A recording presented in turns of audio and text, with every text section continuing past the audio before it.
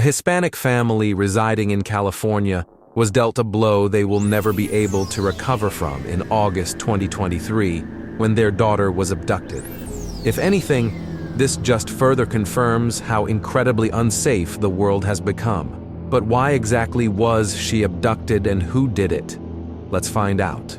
Andrea Vasquez, a 19-year-old Hispanic woman, and her boyfriend were in his car chatting and relaxing around midnight on the 20th of August, 2023. Being a Saturday, the previous night had been filled with activities, moving from one hangout party to the other. They had parked the car near a field in Penn Park, Whittier. This was not an unusual occurrence among people their age, but this ominous day would prove to be different. The duo had been sitting down in the car for some time, surfing the internet, and talking about any news that caught their attention. This was going on for a while, with no disturbance whatsoever, when suddenly the night was pierced with the reverberating sound of a gunshot.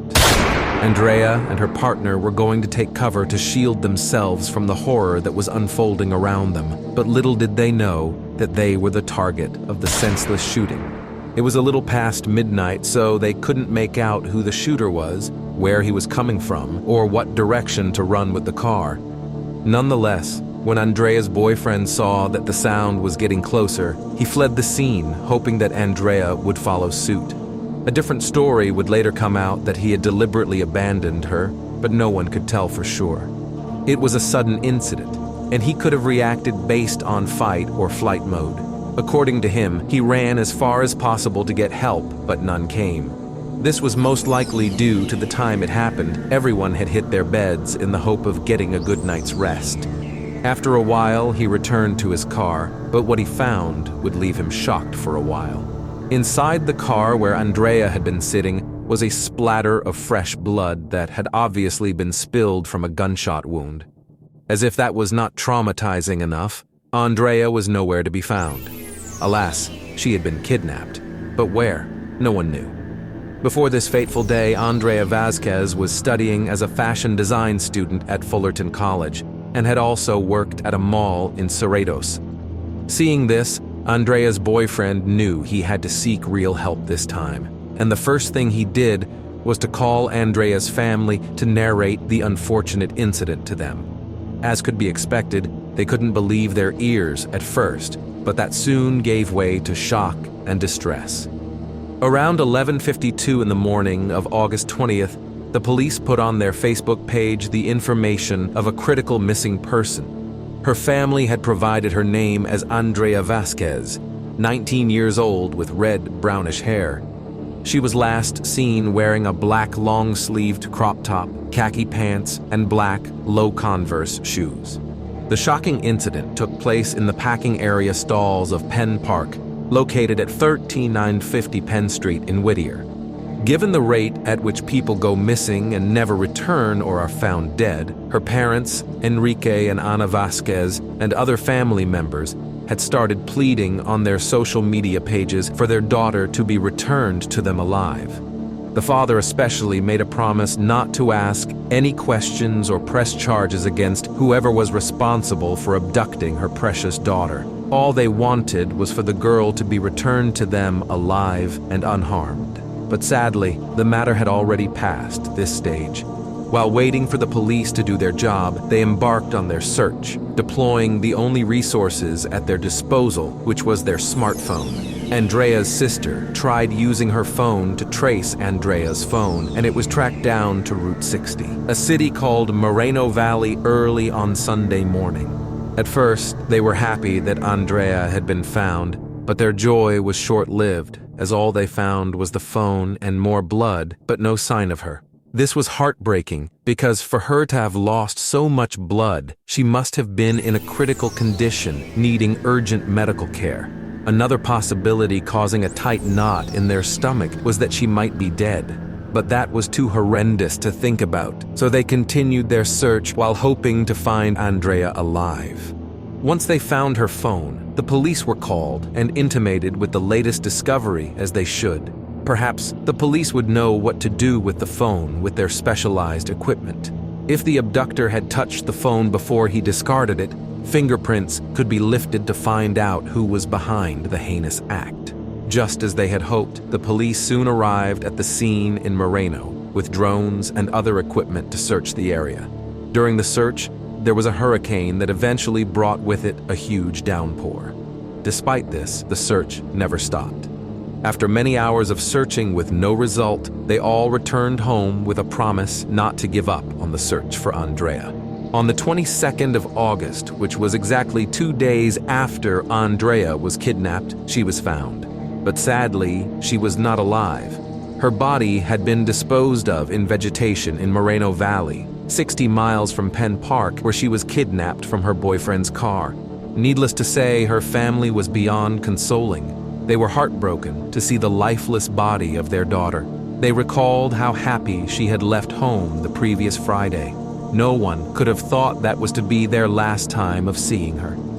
On the 21st of August, just before the lifeless body of Andrea was found, a suspected person had been taken into custody. It wasn't exactly clear what gave the seemingly harmless young man away, but Gabriel Esparza was arrested and locked up a day after Andrea was declared missing. It would seem that Gabriel matched the vague description that Andrea's boyfriend gave the day she went missing. Gabriel, on the 21st of August, was picked up in Lakewood where he worked. In addition, the murder weapon that was used by Gabriel to commit the sacrilegious act had been retrieved. It was a rifle whose bullet matched the one in Andrea. That was not all. The car that he used in moving her after shooting her, a white Toyota Tacoma truck, was also recovered. Now, while this was a lot of progress, considering the relatively short time and should thus be celebrated, there were certain things that made the whole thing seem unbelievable and even generated speculations in Whittier. Remember when I said Gabriel had an almost innocent face that could have fooled anyone and made them dismiss him as a suspect? Well, I meant it. But adding to that was the fact that Gabriel was a privileged kid who should never have been caught doing that unless something was really wrong somewhere. For one, his father was a reputable man in the community of Whittier. Esparza Sr. was a firefighter who did nothing but help people in trouble. He also, Gabriel, was earning a decent wage when he worked in Lakewood. And that was what birthed the next line of speculation, where people started to link Gabriel to Andrea in an unwholesome way. For instance, they believed the late Andrea must have been somehow involved with Gabriel. Perhaps they had been lovers before she jilted him for her current boyfriend. If that were true, it could have been an uncontrolled jealousy that festered into the bitterness that made Gabriel shoot her before abducting her. For people who had no clue of what the real issue was and were only given to speculations, their theory was plausible, except they were not in any way close to the truth. During the interrogation, however, Gabriel shed enough light on the issue, and the truth, no matter how many times one listened to it, will always send a chill down the spine. Contrary to the popular possibility that Andrea might be an estranged lover, hence the targeted shooting, the incident was nothing short of a random shooting. Gabriel confirmed that he had never met Andrea, so they could not have been involved in any way. What this meant was that Gabriel had no one in mind when he was loading up the murder weapon. It could in fact have been anyone but Andrea, who was sitting in the car with her boyfriend, had just happened to be the victim. When Gabriel was asked what his intention was for moving Andrea, who had obviously been wounded from Penn Park in Whittier to Moreno, he answered that after shooting her, it occurred to him that he could get some sexual pleasure from her. He also said he had tried to get some oral pleasure and oral copulation. It was a sick, twisted fantasy, but his effort had been in futility, as Andrea had become limp and near death from the gunshot wound. Following his confession, Gabriel was arraigned in Los Angeles County, where the Vasquez family was only 1 seat apart from an Esparza family. There, he was slammed with 7 different charges. 1 count of murder, 1 count of premeditated attempted murder, and 1 count of kidnapping, harming, and attempting to sexually violate Andrea. Surprisingly, Gabriel pleaded not guilty with all laid down for him. Perhaps he was trying to evade or postpone his punishment. His attorney had something to say to this, though. He said Gabriel was pretty shocked and shaken up, hence the reason for pleading not guilty. The court session was sad to watch, but Gabriel pleading not guilty after confessing to the crime must be an understatement of the century. In the end, the hearing was adjourned to another day, while Gabriel will continue to be held without the possibility of bail. Nothing hurts more than losing one's precious daughter, but the pain of sitting close to the family of the criminal responsible for your woes must run deeper. The Vasquez family couldn't hide their sorrow as they recount how loving and ambitious Andrea was.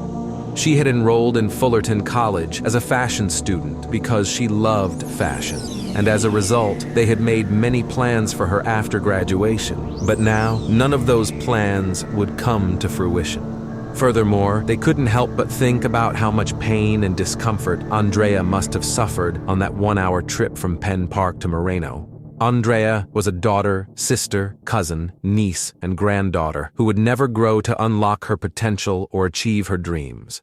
Some people also made mention of Andrea's boyfriend, who fled the scene while she was being attacked. They called him a coward for running. While that submission might have been prompted by emotion and grief, it is important to note that he too might have been a victim if had not run. People from both online and offline shared the sadness of the Vasquez family, and in a bid to help them with the funeral and other expenses, a GoFundMe account was set up in the memory of Andrea Vasquez. While it will not bring Andrea back, it was done in the faith that it would help lessen the grief of her family and also warm their hearts that their daughter was indeed loved. If you enjoyed this video, do well to like and press the subscribe button so you don't miss out on other videos like this.